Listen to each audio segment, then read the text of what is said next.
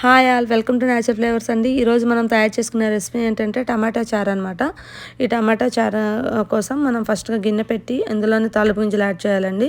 ఇవి మంచిగా ఫ్రై అయ్యాక ఆనియన్స్ యాడ్ చేసుకోవాలన్నమాట. ఈ ఆనియన్స్ కూడా మంచిగా ఫ్రై అవ్వాలండి. ఫ్రై అవుతున్నప్పుడు ఇందులోనే కర్రీ లీవ్స్ యాడ్ చేసుకోవాలన్నమాట. ఈ కర్రీ లీవ్స్ ఆనియన్స్ మంచిగా ఫ్రై అయ్యాక మనం ఇందులోనే ముందుగా మిక్సీ చేసుకొని ఉన్నటువంటి టమాటా ప్యూరీని యాడ్ చేయాలండి. ఈ టమాటా ప్యూరీ యాడ్ చేశాక ఉప్పు, పసుపు యాడ్ చేసి మంచిగా మిక్స్ చేసుకొని పచ్చివాసన పోయేంత వరకు ఉడకనిచ్చాలన్నమాట. ఇది మంచిగా ఉడుకుతున్నప్పుడు ఇందులో మనము అల్లం వెల్లుల్లి పేస్ట్ అనేది యాడ్ చేయాలన్నమాట. ఈ అల్లం వెల్లుల్లి పేస్ట్ యాడ్ చేశాక మంచిగా దీన్ని ఉడకాలన్నమాట. ఈ పచ్చివాసన అల్లం వెల్లుల్లి పేస్ట్ యాడ్ చేసాం కదా, మంచిగా ఉడికాక ఇందులోనే మనము మసాలా అనేది యాడ్ చేసుకోవాలి. ఎండు కొబ్బరి పొడి, అదేవిధంగా ధనియాల పొడి కూడా యాడ్ చేసుకోవాలండి.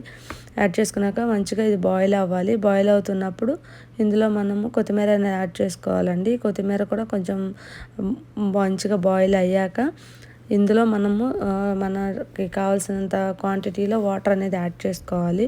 యాడ్ చేసుకున్నాక ఈ రసం అనేది మంచిగా బాయిల్ అవ్వాలండి. ఇది ఎంత బాయిల్ అయితే అంత టేస్ట్ అనేది ఉంటుందన్నమాట.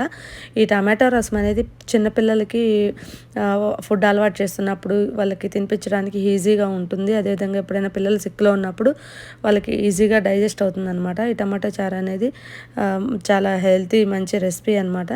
ఇందులో రుచికి సరిపడ ఉప్పు అనేది యాడ్ చేసుకోవాలండి. యాడ్ చేసుకున్నాక దీన్ని మంచిగా మరిగించాలి. ఈ విధంగా మరిగించాక టమాటో రసం అనేది రెడీ అవుతుందన్నమాట. అలా ఫైనల్గా కొత్తిమీర యాడ్ చేసుకుంటే రెసిపీ అనేది రెడీ అయిపోతుంది అనమాట. చారు అనేది రెడీ అండి. నా రెసిపీ కనుక మీకు నచ్చినట్టయితే లైక్ చేయండి, షేర్ చేయండి, సబ్స్క్రైబ్ చేసుకోవడం మాత్రం మర్చిపోవద్దండి. Bye all.